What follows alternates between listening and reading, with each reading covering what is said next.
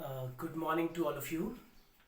मैं अमित प्रीति जवाहर नवोदय विद्यालय गोमती त्रिपुरा से आप सभी का स्वागत करता हूं और साथ में आप सभी को नेशनल साइंस डे की हार्दिक बधाइयां भी देता हूं। जैसे कि आपको पता है, ये नेशनल साइंस डे जो हमारा आज मनाया जाता है, ये हमारे एक बहुत महान वैज्ञानिक जिनका नाम डॉक्टर सीवी रमन है, उनके एक डिस्कवरी जिसे हम रमन इफ़ेक्ट कहते हैं, उसकी रमन इफ़ेक्ट जिसके लिए उन्हें नोबेल पुरस्कार से भी सम्मानित किया गया 28 फरवरी 1930।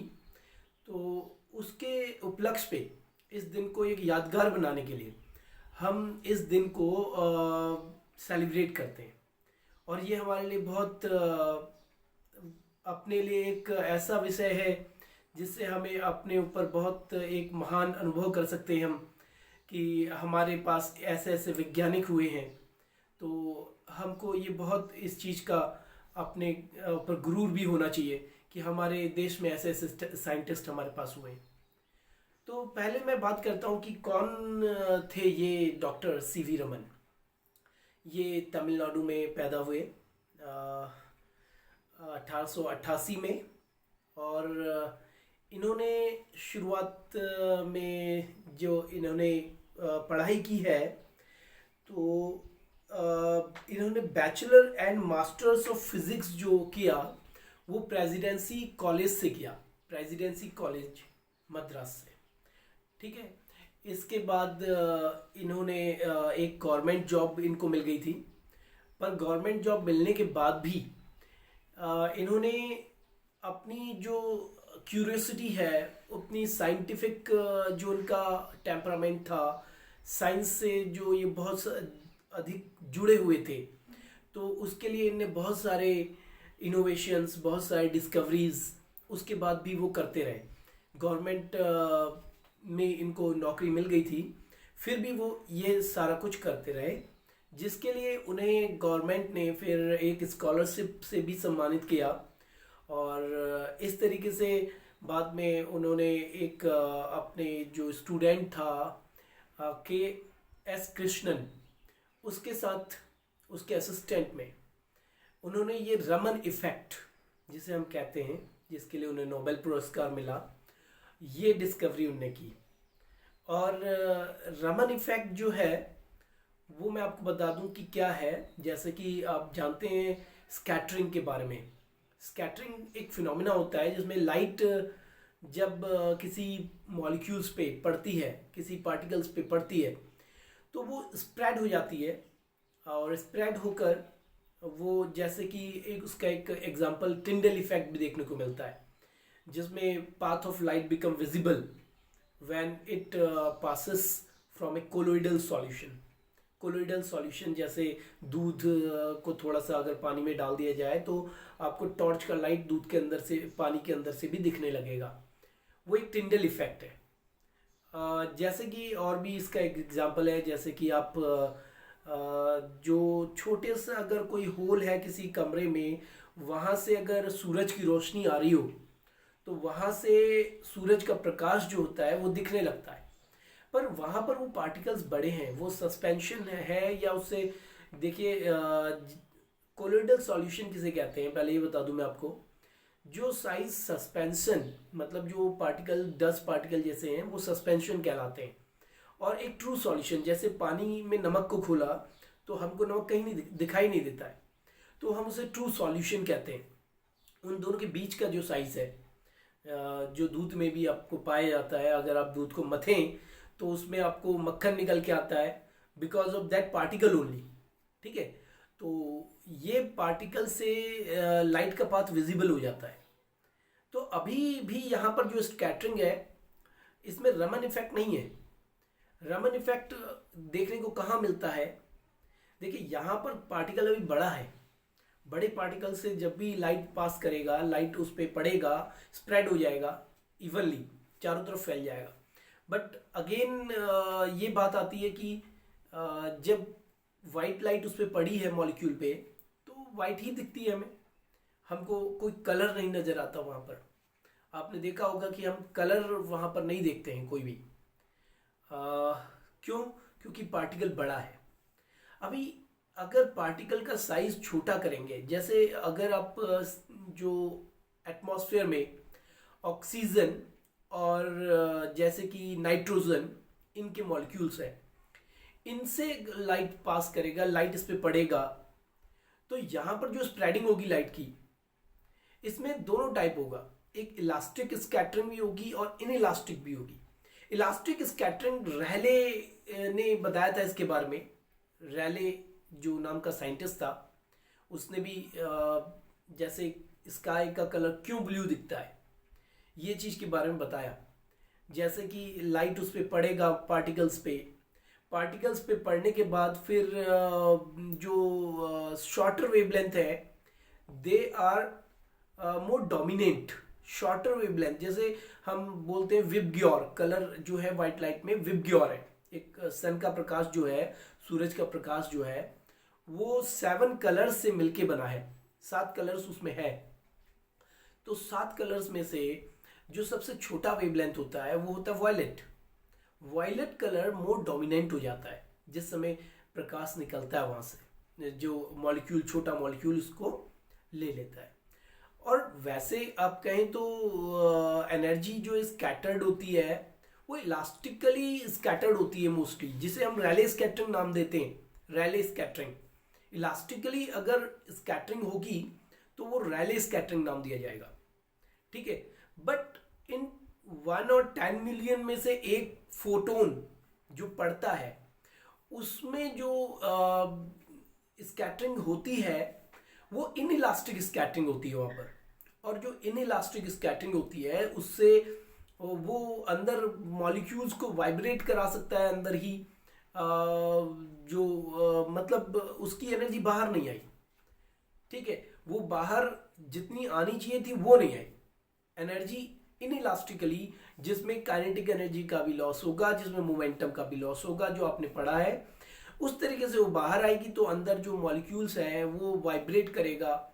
और रोटेशनल, जैसे गैसेस में इसमें रोटेशनल इफेक्ट देखने को मिलता है जो है। तो इस तरीके से हम देखते हैं कि वहां पर जो स्कैटरिंग हो रही है, इनइलास्टिक स्कैटरिंग हो रही है। इससे हमको क्या फायदा है कि हम किसी भी सब्सटेंस के एनालिसिस कर सकते हैं। एनालिसिस करने में बहुत इंपॉर्टेंट है, ठीक है। इवन बहुत आजकल कॉम्प्लेक्स टिश्यूज को भी एनालिसिस किया जा सकता है रेमन स्कैटरिंग के जरिए। स्कैटरिंग का यही इसका एप्लीकेशन है कि इसके जरिए हम मॉलिक्यूल्स को उसकी एनालिसिस कर सकते हैं।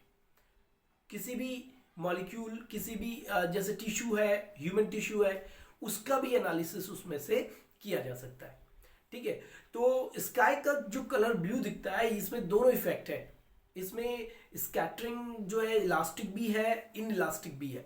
इलास्टिक स्कैटरिंग से जो पार्टिकल्स हैं वो स्प्रेड हो रहे हैं, जो उसके फोटोन्स हैं वो उसकी एनर्जी मतलब कि एक जैसी है, जितना एनर्जी अंदर जा रहा है उतना ही बाहर आ रहा है। तो इलास्टिकली, पर उसमें से कुछ मिलियंस में से एक ऐसा भी है जो इनइलास्टिकली स्कैटर्ड हो रहा है, जिसे रेमन इफेक्ट भी हम कहते हैं वहाँ, ठीक है। तो इस के फिनोमेना को उसने बहुत माइन्यूटली ऑब्जर्व किया था, जिसकी वजह से रेमन जो है साइंटिस्ट, उसको ये पुरस्कार दिया गया, नोबेल पुरस्कार दिया गया, ठीक है। तो इस बार का हमारा थीम की अगर बात करें हम, अगर हम इस बार की थीम की बात करें तो साइंस, टेक्नोलॉजी और इनोवेशन इसकी थीम है। Future of STI। Future of STI means science, technology and innovation. इसका इफेक्ट एजुकेशन में, ठीक है। जैसे एजुकेशन में आजकल क्या कर रहे हैं, अब एक नई एजुकेशन पॉलिसी हमारे पास आ रही है, वहाँ पर आपने पैटर्न भी देखा, 5+4+4+3, नहीं सॉरी 5+3+3+4 ऐसा है। यस, 5+5 मतलब पहले 3 साल प्री प्राइमरी के जो होते हैं वो, फिर 2 फर्स्ट एंड सेकंड, ये 5 ईयर्स हो गए। ये 5 साल बच्चा सिर्फ मतलब खेलेगा कूदेगा, उसमें इनोवेट करेगा, उसको प्ले टॉय दिए जाएंगे, टॉय से वो खेलेगा, अपने जिज्ञासा पूछेगा, यही सारा कुछ, कुछ एग्जाम नहीं होना। ठीक है। फिर अगला जो 3 4 5, 5+3, जो 3 4 5 है, उसमें उसके एग्जाम भी स्टार्ट होंगे, पर उसकी मदर टंग में उसकी हम जो है उसको एजुकेशन देंगे। ठीक है। फिर +3, 5+3, 5 में पहुंच गया बच्चा, तो 5 से 6 7 8, 8 तक वहां पर बच्चा स्किल कोर्सेज चुन सकता है अपने। अब यहाँ पर देखिए कितना बढ़िया एजुकेशन को अब बनाया जा रहा है कि उसमें बच्चा अपने स्किल कोर्सेज भी अपने ले लेगा। उसको अगर मान लीजिए कारपेंटरी में कुछ इंटरेस्ट है तो उसके सब्जेक्ट ले लेगा। उसको अगर आगे कुछ और स्किल्स में इंटरेस्ट है तो वो स्किल उस तरीके से वो करेगा। जैसे उसे आर्ट में इंटरेस्ट है, उसे अगर किसी ऐसी चीज में जैसे कढ़ाई बुनाई जैसे लड़कियों के लिए होती है, उसमें कोई इंटरेस्ट है उनको, तो वो कोर्सेस यहाँ से मिलने शुरू हो जाएंगे 6 7 8। और यहाँ पर कंप्यूटर का भी आपको कोर्स दिया जाएगा। तो देखिए अब एजुकेशन में भी इसको हम लेके आ रहे हैं। जो नई एजुकेशन पॉलिसी मोर और लेस ये 2022 से स्टार्ट हो जाएगी, तो वहाँ पर हम ये कोर्सेज भी स्टार्ट करेंगे। फिर लास्ट के जो 4 साल होते हैं 9 10th 11th 12th, ये 4 साल में बच्चे को एक पर्टिकुलर उसमें पारंगत बनाया जाएगा। जैसे उसका जो चीज उसने, अब देखिए यहाँ पर एक चीज और है कि उसको अब ज्योग्राफी के साथ फिजिक्स भी ले सकता है। फिजिक्स और ज्योग्राफी, उसको फिजिक्स चाहिए था पर फिजिक्स के साथ ज्योग्राफी नहीं मिलता था पहले पहले। अब पहले साइंस स्ट्रीम होता था, पहले कॉमर्स अलग होता था और पहले आर्ट अलग होता है, अभी तक यही चलता आ रहा है।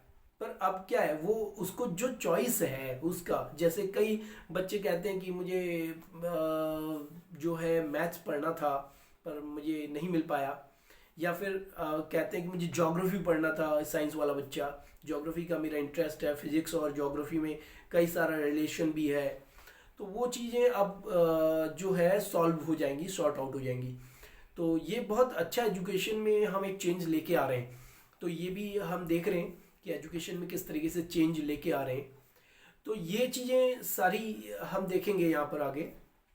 और इसके अलावा एजुकेशन के अलावा सेकंड चीज़ जो है स्किल्स, जो मैंने आपको अभी बताई दी है, स्किल्स किस तरीके से हम उस पर डालेंगे।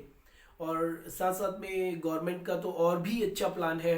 जैसे आपने अभी अभी एक रजिस्ट्रेशन करवाया होगा टॉय काथन में, तो टॉय काथन में हमारा मेन मोटो क्या है उसमें कि हमारा जो बाजार है जहाँ पर अभी हम चाइनीज माल जो है वो ज़्यादातर बिकता है, टॉयज पूरे बाजारों में भरे रहते हैं, उसमें मैक्सिमम चाइनीज टॉयज आपको देखने को मिलते हैं।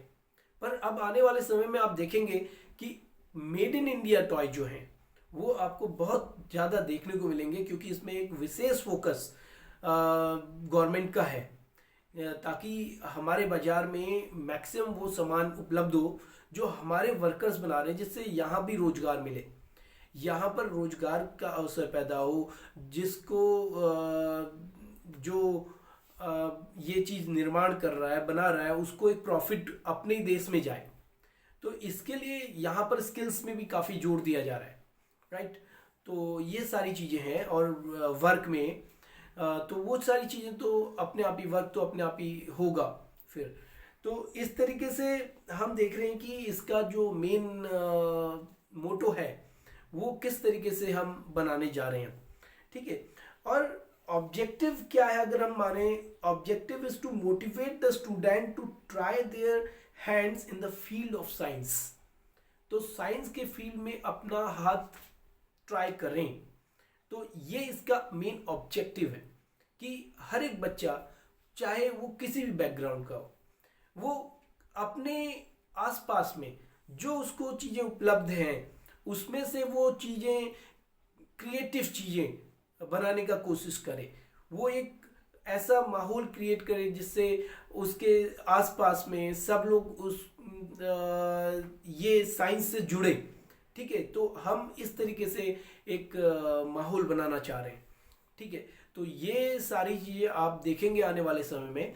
और लगता है कि हमारा देश बहुत हद तक सफल भी हो पाएगा इस पे, क्योंकि अगर आप पहल करते हैं कहीं ना कहीं उसका कुछ ना कुछ फल जरूर मिलता है। आने वाले समय में आप जरूर देखेंगे कि हमारा देश एक उन्नति करके आत्मनिर्भर बनने की दिशा में जो चल रहा है वो आत्मनिर्भर बन के तैयार हो जाएगा।